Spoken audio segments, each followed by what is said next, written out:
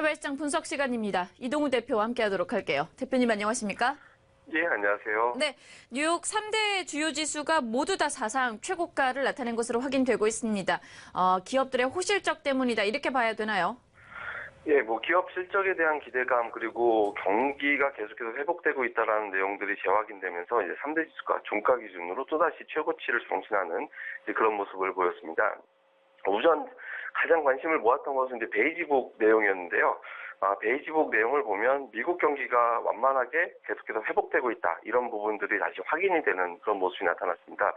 조금 더 이제 자세히 들여다보면 우선 이제 고용시장부터 좀 살펴보면 고용이 전 지역에 걸쳐서 완만하게 고용시장이 회복되고 있다는 내용이 있었고요. 그리고 부수적인 내용으로 보면 일부 지역에서는 숙련된 노동자를 구하기가 어렵다라는 내용이 있었습니다. 그러니까 사람 구하기 좀 어려운 상태가 되고 있다라는 거고, 사람 구하기 어려우면 당연히 임금이 올라가게 되죠. 임금이 좀 올라가고 있다라는 내용이 포함이 돼 있었고, 또 일부 지역에서는 노동자들의 이탈을 막거나 또는 신규 유입을 시키기 위해서 보너스 지급 같은, 그러니까 정상적인 급여 이외의 어떤 다른 혜택을 주려고 노력하고 있다, 이런 내용이 있었거든요. 그러니까 미국의 고용시장이 계속해서 어떤 회복세를 넘어서 회복 국면에서 완만하게 계속해서 안정되기 시작하는 그런 단계로 가고 있다는 점입니다. 고용시장 좋아지면 그만큼 미국 경기가 활성화돼 있다는 것이 입증이 되는 거기 때문에 이 부분은 당연히 주식시장에서는 호재로 받아들이게 되는 그런 내용이 됐고요. 또 한 가지는 인플레이션, 그러니까 물가 부분에 대한 어떤 내용도 포함이 돼 있었는데 이 부분도 상당히 긍정적으로 나왔습니다. 운송 비용이라든가 원자재 가격이 좀 올라갔고, 원자재 가격이 올라가는 과정에서 이거는 이제 제품 가격이 좀 반영되고 있다라는 건데, 이거는 물가가 계속해서 올라간다라는 건데, 물가 올라가는 요인이 수요에 의해서 올라간다라고도 우리가 해석을 할 수 있거든요. 그러니까 원자재 가격이 됐든 이런 부분들이 올라가고 생산 가격 자체가 올라간다라는 것은 그만큼 가격을 올려서 팔아도 제품이 팔릴 수 있다라는 자신감이 될 수 있고, 이 부분이 바로 연준에서 목표로 하는 인플레이션으로 가게 되는 그런 계기다, 이렇게 시장에서는 해석을 하거든요. 그래서 한마디로 고용과 물가가 점진적인 회복세를 보이고 있다는 점이 입증이 됐기 때문에 경기 좋으면 당연히 기업들의 실적은 더 좋아질 수 있을 것이고, 이런 부분들은 주식시장에서는 호재로 인식할 수밖에 없다라는 거죠. 그러니까 미국 경기 회복에 따라서 주식시장 추가로 올라갈 수 있다, 이런 자신감이 반영이 됐다, 이렇게 봐야 될 것 같고요. 물론 이런 이면에는 추가적인 금리 인상에 대한 부담도 작용할 수는 있습니다. 고용과 물가 좋아지면 당연히 금리 인상 할 수밖에 없는 상태고, 또 이날 카플란 연은 총재위원이 금리 인상 올해 3차례 이상 해야 된다, 이런 발언을 했거든요.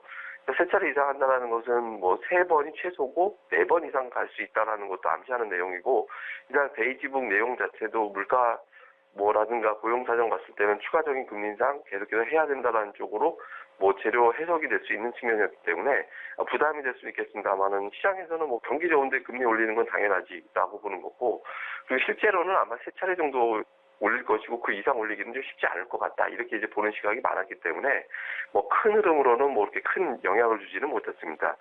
그리고 이제 이날 나왔던 지표도 상당히 좋긴 하는데요. 12월 산업 생산 나왔는데 예상치가 0.4% 정도 증가했거든요. 근데 예상치를 크게 뛰어넘는 0.9% 증가로 나타났습니다. 산업 생산 증가되고 있다는 것은 앞서 베이지북에서도 나왔던 제조업 경기 좋아지고 있다는 내용에도 부합되는 내용이었는데, 전체적으로 보면 미국 기업들의 실적이 상당히 좋게 나오는 가운데 지표도 좋고 경제 전망에 대해서도 베이지북은 결국엔 현재 상황을 반영해서 앞으로 미국 경기가 어떻게 될 것인지를 판단하게 되는 근거가 되는 건데, 미국 경기 앞으로도 좋아질 것이다라는 점도 확인이 된 거거든요. 이렇게 되다 보니까 지표 호적, 앞으로 경기에 대한 어떤 기대감, 이런 것들이 어우러지면서 3대 지수가 모두 최고치를 경신하는 그런 모습으로 나타났습니다. 네, 유가 같은 경우에는 좀 오른 것 같습니다. 원유 재고량 감소 기대감이 힘입어서 상승한 것으로 보여지고 있고요. 달러도 함께 좀 체크를 해보도록 하죠.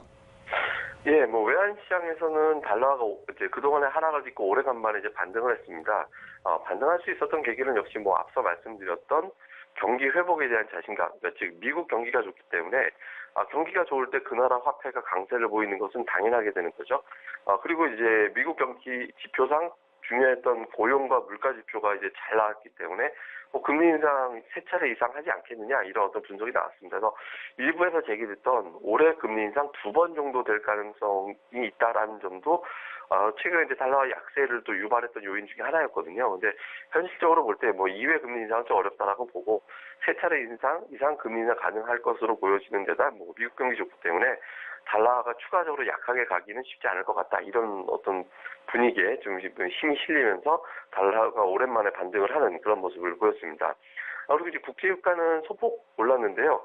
이번 주 후반 되면 또 이제 원유 재고량 나오게 되는데 원유 재고 계속해서 감소하는 그런 모습 나타나고 있죠. 그리고 최근 들어서는 생산량, 셰일업체들의 생산량이 늘어나고 있는데도 불구하고 재고가 감소하고 있기 때문에 실질적으로 수요가 증가되고 있는 데다가 최근에 두바이유나 브렌트유 같은 경우는 70달러를 넘나들고 있는 상태거든요. 그러면 상대적으로 WTI가 지금 63달러, 64달러 왔다 갔다 하고 있는데 뭐 싼 거 아니냐 이런 어떤 인식이 좀 나오면서 소폭 반등을 하면서 64달러대 근처까지 다시 올라서는 그런 모습이 나타났습니다. 근데 국제유가 65달러 고점론도 일부에서는 좀 제기가 되고 있는 상태이기 때문에 65달러 돌파하기 위해서는 강한 어떤 모멘텀이 필요하거든요. 그래서 뭐 재고가 드라마틱하게 급감을 하거나 수요가 좀 급증하고 있다는 데이터가 좀 제공이 돼야 되기 때문에 현재 구간에서는 큰 변화가 나오기는 쉽지 않다. 이런 분석도 많이 나오고 있습니다.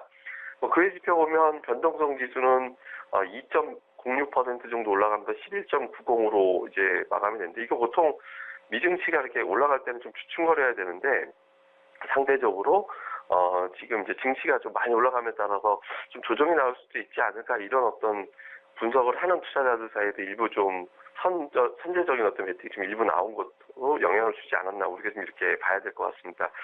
그리고 이제 야간 선물은 많이 올랐습니다. 외국인 투자자들이 798계약, 800계약 가까이 매수하는 가운데 0.47% 정도 상승을 했는데 최근 들어서 야간 선물 지수 중에서 가장 많이 올랐거든요. 그러니까 미증시 올라가도 야간 선물 상승폭이 그렇게 크지는 않았었는데 이제 오늘 반도체 관련주들이 강세를 보이면서 우리 시장의 대형 IT주들이 강하게 움직이지 않을까 외국인들이 이렇게 이제 분석을 했던 것 같습니다. 그래서 우리 주식시장 초반에 10포인트 이상 상승 출발할 것으로 예측되는 가운데 야간 선물도 역시 그 수치를 반영하면서 마무리가 됐습니다. 네, 마지막으로 주요 이슈들 좀 챙겨보도록 하죠. 어떻게 보면 이제 실적에 대해서 조금 더 주력을 해봐야 될까요?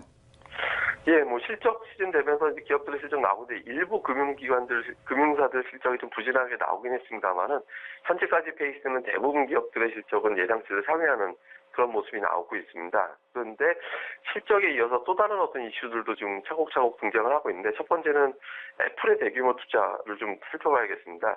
애플이 5년간 3,500억 달러 정도 투자하겠다라는 내용을 발표를 했고요. 그리고 또 한 가지는 대부분 해외 쪽으로 보유하고 있는 현금을 미국으로 송환해 오겠다 이런 내용들이 있었거든요. 현재 시장에서 보고 있는 애플의 어떤 현금 자체를 좀 감안해 보면 2,500억 달러 정도 가지고 있다 이렇게 이제 시장에서 보고 있거든요. 근데 지금 이 중에서 거의 2,400억 달러 정도 미국으로 또 다시 송금하는 것으로 시장에서는 보고 있습니다. 근데 이게 어떤 의미를 갖냐면 애플이 미국에 투자를 많이 한다는 것은 미국의 제조업 또는 서비스업의 활성화를 의미하거든요. 그리고 또 해외 보유하고 있는 현금을 미국으로 가져오는 단계에서는 또 한 380억 달러 정도 세금을 납부해야 됩니다. 그러니까 거의 40조 원 정도 되는 거죠. 미국 정부 입장에서는 세수가 늘어나는 거거든요. 그리고 미국 안에서 투자한다라는 것은 미국 안에 고용자를 늘리는 거기 때문에 이 역시도 또 세금이 늘어나게 되는 게 되거든요. 그러면 이거는 기업들의 투자 그리고 제조업의 활성화, 서비스업의 활성화로 또 연결이 되고 이거는 결과적으로 세금을 내려줬지만 정부의 세금 유입이 다시 증가되는 효과로 만들어질 수 있다. 이렇게 또 해석이 되거든요. 이렇게 전체적으로 보면 기업도 좋고 정부 재정에도 좀 도움이 되는 내용이 아니겠느냐 이런 부분들에 또 호재가 될 수 있었기 때문에 애플의 이와 같은 투자 같은 경우는 지속적으로 좀 호재가 될 가능성도 우리가 좀 봐야 될 것 같습니다. 그리고 또 한 가지는 오늘 봐야 되는 거는 가려진 제도인데 정부 부채 한도 협상 이슈가 좀 있거든요. 그러니까 오늘과 내일 정도에는 결론이 좀 나오게 될 텐데 현재로서는 또다시 연장할 가능성이 좀 높아 보입니다. 그러니까 임시예산 편성해서 한 3주 정도 미뤄서 다시 또 이제 위기를 좀 탈피하는 그런 형태가 될 가능성이 높다라고 보거든요. 그래서 현재 이제 여당과 야당이 어떤 치열하게 좀 맞서는 상태에서 전격적으로 합의안이 딱 부러지게 나오기는 쉽지 않다라고 보면 어쨌든 좀 결과적으로 연장 가능성이 좀 높다라고 보여지는데 어쨌든 그 결과에 따라서는 시장에도 출렁거림이 나올 수 있거든요. 만약에 이제 셧다운 쪽으로 가게 되는, 그러니까 뭐 협상이 부결돼서 이제 셧다운으로 가게 되는 상황이 만들어진다면 증시의 일시적인 충격 가능성은 좀 있습니다. 그렇지만 뭐 추세적으로 하락할 가능성이 그렇게 높지는 않는데 어쨌든 결과를 좀 잘 주의 깊게 좀 봐야 될 것 같고요. 그리고 이제 우리가 오늘 좀 살펴봐야 되는 지표는 크게 두 가지 정도입니다. 그러니까 미국에서는 주택 착공 건수.